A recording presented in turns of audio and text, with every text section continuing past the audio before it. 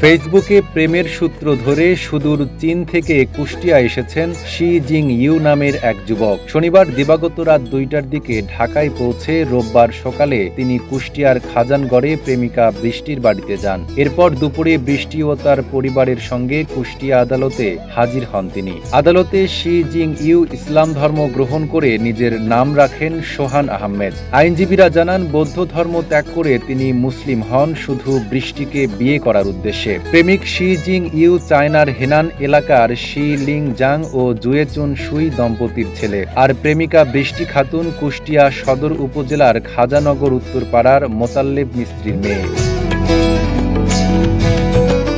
বৃষ্টির দুলাভাই জানায়, ফেসবুকের মাধ্যমে বৃষ্টি ও শি জিং ইউ এর পরিচয় ঘটে। Admission open at Uttara University.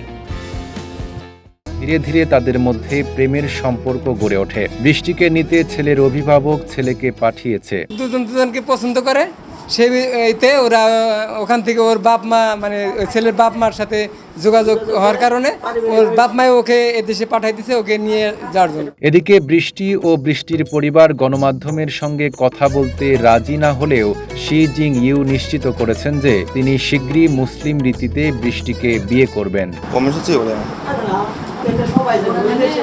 我会努力学习，然后孟加拉语，然后我们两个相互学习，然后两个人相互学习，然后各自的语言，然后生活，相互包容一点，对不对？我相信我们会过得很美满的。 desk report, Dhaka post.